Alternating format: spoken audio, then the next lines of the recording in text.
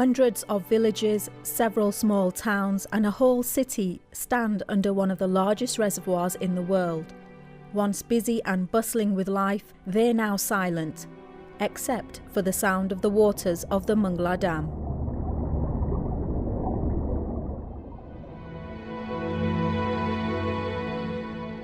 A huge metal and concrete structure built in the disputed territory of Pakistan-administered Kashmir. Its construction led to the forced movement of thousands of people, helpless to stop their lives from changing, for some in a way that they couldn't have even imagined. There are horrendous stories. There were people, became beggars. People who were really big names become nobody.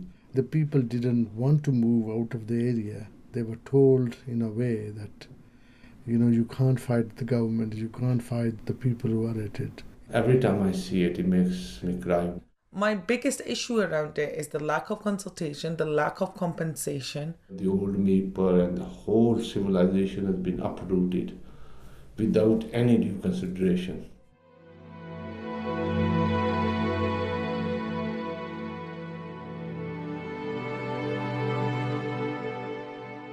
The words used to describe how the authorities treated those who lost the place they called home. As far as the people in power were concerned, nothing was going to prevent the Mangla Dam from being built, even if this meant huge areas of land were going to be flooded. When the water reached the town of Palak, I stopped in Palak, where I saw it cover the whole area, the lands. I was standing in a field and the water rose and covered my feet. I moved back, I saw that the land became submerged. Then with my own eyes I saw another field go under the water, and then a third field disappeared. Kausar Sadiq is a British Kashmiri. Now retired and living in Rochdale with his family, he clearly remembers seeing how the places he knew so well start to disappear. The bus station where we used to catch the bus and the roads we'd travelled on, the paths that we'd walked on, they've all disappeared without a trace. What the dam did to us is an example to others. An entire city, the homes, complete neighbourhoods which were full of life suddenly disappeared. Finished. Having lost their past, they now faced an uncertain future, one which saw their history replaced by that of the construction of the Mangla Dam.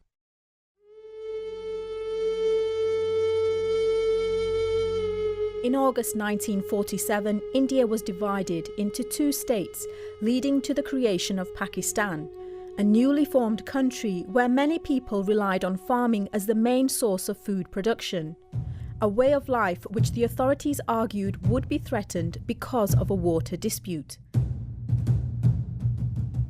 Unless a solution were found, the waters could be diverted upstream before reaching Pakistan. The rivers would run dry. The underground water would disappear. Pakistan could become a desert. A disagreement which was in part political, resulting from the tensions with India. In 1948, the two nations entered into negotiations over the basic water rights to the 6 rivers in the Indus Basin. Years of high-level talks moved ahead slowly. Representatives from the two countries did eventually sit down and sign the Indus Water Treaty, an agreement which set out how the waters of the rivers would be distributed.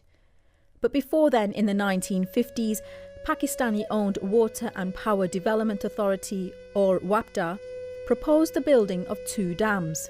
Mangla was to be the first. On November 15, 1961, the bids were read publicly, and the award went to the low bidder, Mangla Dam Contractors, a group of 8 American firms led by the Guy F. Atkinson Company of South San Francisco. This was the group that received the world's largest peacetime competitive bid award. The project cost over $1 billion, an amount that Pakistan raised with assistance from the World Bank. What's not clear is how much of this money, if any, was given to those affected. In fact, WAPDA admitted that over 10,000 families hadn't been compensated. But this didn't stop the work from starting in 1962, and Mangla Dam began to take shape. When it was completed in 1967, it was seen by many politicians as a sign of progress and a source of national pride. After receiving congratulatory messages from the participating nations, President Khan took the rostrum. We meet here today a year ahead of schedule. That a project of this size and magnitude should have been completed in record time, Pakistan finds the bar. But not everybody joined in the celebrations, especially those who'd been forced out of their homes and off their land. Exact figures as to how many people were displaced are hard to come by, but campaigners say over 100,000 people were affected.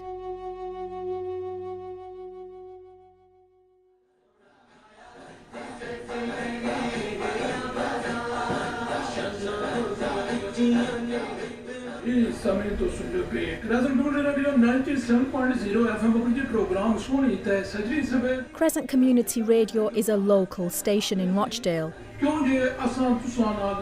At the moment, Muhammad Farooq is presenting his show in his native language Bahari, a dialect of Kashmir.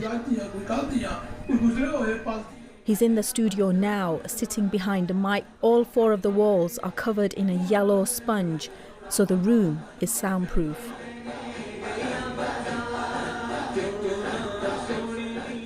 Muhammad Farooq is from one of the villages which is now under the waters of Mangla Dam. He was 6 years old when he left his home with his family. The village I used to live in was called Bunkoti. I can still remember that there were 20 houses and a small mosque, and near the mosque there was a small revolving well. I was a young boy, it was late afternoon, and they got a truck. They parked it and started to bring out our belongings, our beds, our clothes, boxes, and they put them in the truck. By the time we were ready to set off, the whole village had gathered. Believe me, it was like a funeral was taking place and we were going to fly away. People were crying like they cry at a funeral. The women were hugging each other, my grandmother saying, "You're leaving from here. Who knows if we'll meet again?" The moment when people were actually leaving the village, that was one of great sadness. Many of the people had lived in the area for several years, even decades. During this time, they'd made close friends, people who they'd go over to see and share confidences with over a cup of tea. They knew their neighbours and took part in community life. But when these established communities were scattered, they had to get through the difficult times ahead without the help of those they'd come to rely on for support. People felt very bad about being separated from each other. For example, my grandfather's friends that he used to sit and smoke a pipe with. I've seen those days. My grandmother used to prepare the smoking pipe in the evening, and other older ladies in the village used to come and they all used to smoke the pipe and talk for hours. All that was suddenly lost. She lost everything and was cut off from all of our relations. She missed all of that so much. Olivia Bennett is a co-director of Oral Testimony Works and the co-author of Displaced, The Human Cost of Development and Resettlement. In this study, she recorded the experiences of those who'd been affected by the construction of large infrastructure projects.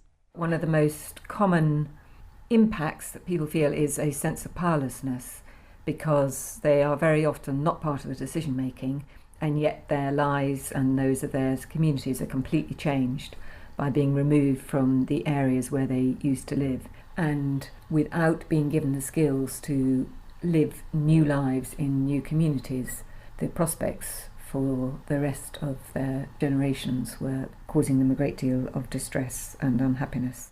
Olivia wanted to find out what were the problems caused by resettlement. So there were a number of very difficult cultural and social changes that communities were having to adapt to with very little support. What we were particularly looking at were the less visible impacts of resettlement. They may stem from the economic changes, but they were cultural, social, psychological. There were many older people who never really got over the change in their circumstances and suffered psychological distress for the rest of their lives. A statement that Muhammad Farooq agrees with. He recalls how his grandmother reacted when they went back to the area where they used to live.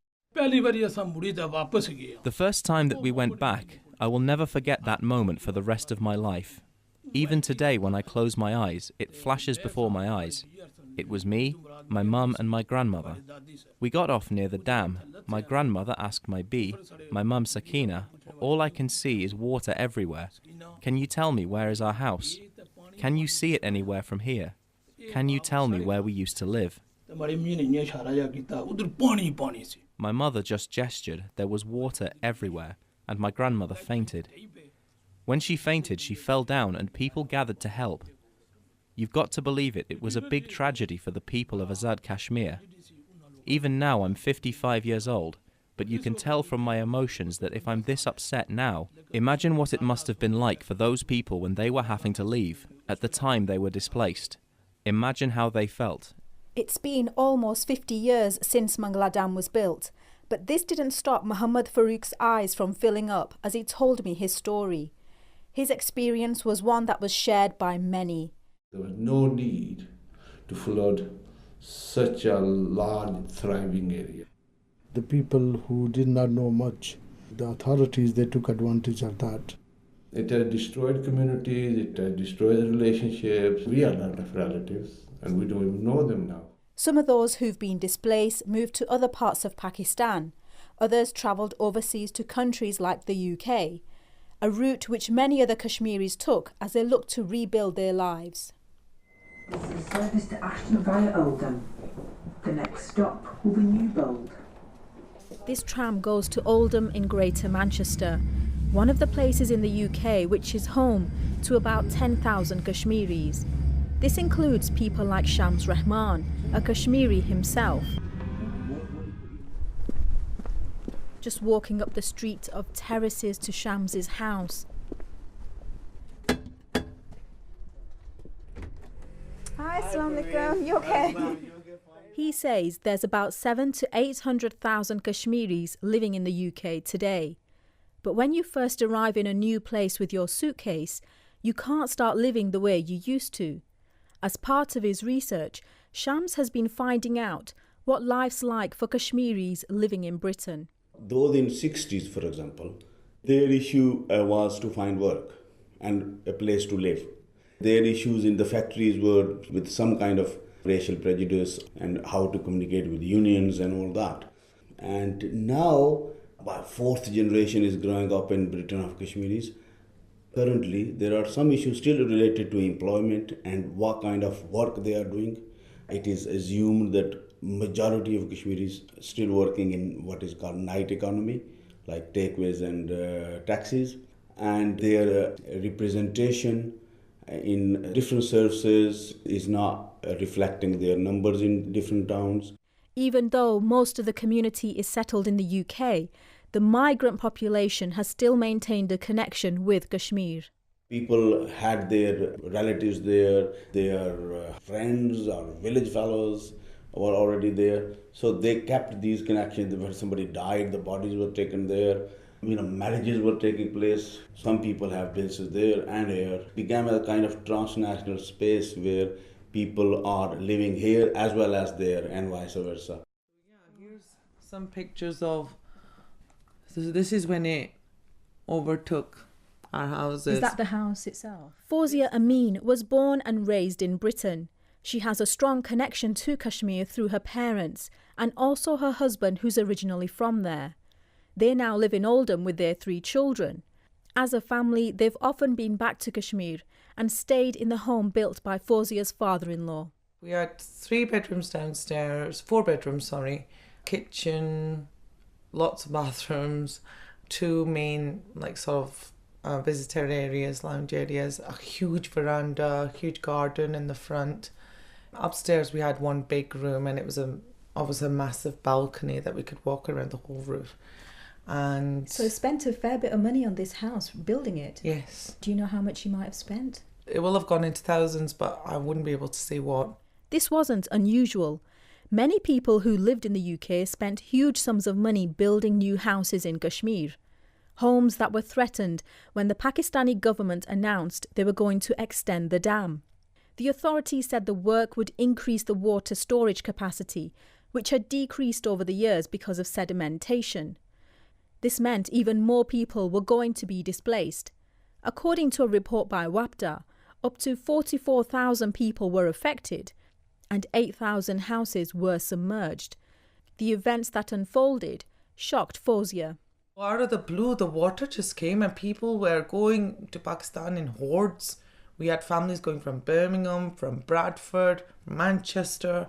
Everybody was going because we were all in a panic. Our stuff was getting wasted. It was awful. It was absolutely awful. 2 of our elders died. They struggled with it that much. People just couldn't take it. It's like all hell's broken loose. And this water is coming up slowly. It's coming. And the really horrible bit about it was that nobody was warned and nobody was held accountable for it. There were a lot of angry people that people sort of like held dharnas, they would sit outside the local protest. Protest outside the Prime Minister's house. I heard at the time that one of the Prime Ministers was barricaded in his house. They wouldn't let him out. It was like, what have you done to us? Demonstrations against the Pakistani authorities took place in Kashmir and in the UK. Angry protesters couldn't believe they'd lost their homes and land. For some of them, this was for the second time. They took to the streets in places like London, Bradford, Birmingham and Manchester. Shams Rahman organised a hunger strike outside the Pakistani consulate in the city. We had meetings here in Britain, in Bradford, in Birmingham, Luton, everywhere. And then we got together and decided that there should be a proper campaign against this extension because there were alternatives available, for example, to clean the silt rather than extend it and destroy people's homes. It was peaceful protest and we stayed there from morning to evening. It was obviously symbolic hunger strike. And similar hunger strikes were taking place in Birmingham and in Bradford and I think in London as well. One good outcome from that protest or because of that protest was that a formal agreement was signed, written promises of compensation and alternative accommodation. But as Fawzia explains, the process wasn't straightforward. We were given a very minimum amount of compensation. People rejected the compensation initially. How much did you get, if you don't mind me asking? I think it was equivalent to about £40,000. How much were you expecting? Maybe double that. And plus the land, we were expecting the plots because we were promised those. We were also expecting a business. How long did it take the whole process from beginning to end to get that compensation? About 6 years. I think people waited and waited and waited. You'd get so many visits from Mangla Dam officers coming out and measuring up your house and telling you that, we'll be back in touch, we'll be back in touch. And it went on for years and years. My father-in-law worried so much about rebuilding a new house, about where we were going to go. And for a man of that age who worked so hard all his life, it was really hard for him. It didn't help people, and it definitely took the spirit out of people. Since the work was completed, Fawzia's been able to return to Kashmir. She visited the home built by her father-in-law for the family, now abandoned and empty. Ours is still standing because my mother-in-law and my husband didn't want to sell it because my father-in-law built it. And it was sort of like a memory. But I think 3 to 4 years down the line, they're now come around to the fact that it's crippling. It's actually quite dangerous now because the water's come up 3 times. And so where does it reach in terms of the house? Is it up to the bedrooms? The first roof level completely goes. But it's devastating. I'm so glad my children have spent so much time there because they know that there was a life there. It's abandoned now, the house completely, isn't it? Yeah. Nobody's living in it. There must be incredible water damage as well. Yeah, absolutely, completely. There's big cracks. I've been back twice since. Were you able to go inside when the water receded? Yes, we were able to go back inside. It was hair-raising, really. Walked towards the house. The driveway was still there. The boundary walls had all come down. There was a lot of brick that had been stacked. Did you go inside? Yeah, I walked around it. There were a lot of cracks. It felt very unsafe. And the floors have risen. There were a lot of memories there. And there were little chandeliers that were still hanging down because they didn't have time to take them off. We'll never have that again. Never. It isn't just the abandoned houses, schools and fields which are now under the waters of the Mangla Dam, but also whole graveyards. Some of the graves are hundreds of years old, and when the waters of the dam recede, many make the pilgrimage to pay their respects.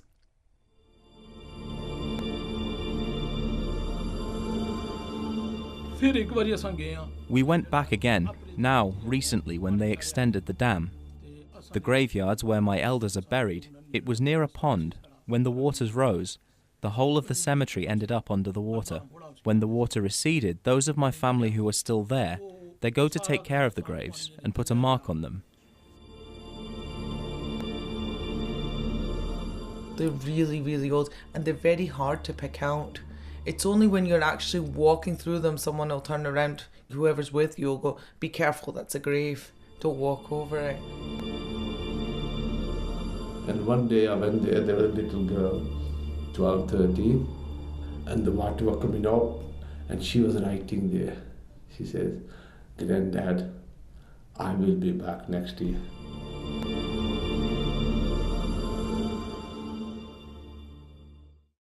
According to a national environmental assessment programme, Pakistan will be highly water stressed in under 15 years. Many like Gosar Sadiq feel a sense of responsibility to help the country.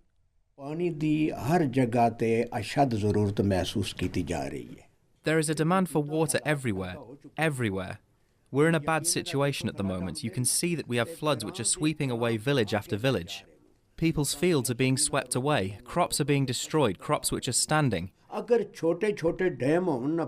If there were small dams, then we can control the damage caused by floods and we can store water.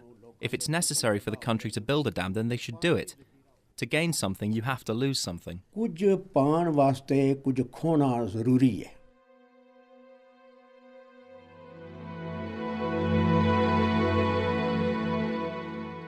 But are they paying too high a price? Have governments like that of Pakistan learnt from past experiences? Olivia Bennett. I do think that governments are aware of the impact of displacement, because I think there's been enough work and the focus tended to be on economic impacts, but work like ours is helping to greater understanding of the other much more complex impacts. But the drive to create large infrastructure projects is not going away, and I think there's a lack of understanding about how to deal with these much more complex social and cultural ramifications for communities. The situation is still going to be extremely negative for those who are resettled in the name of national good.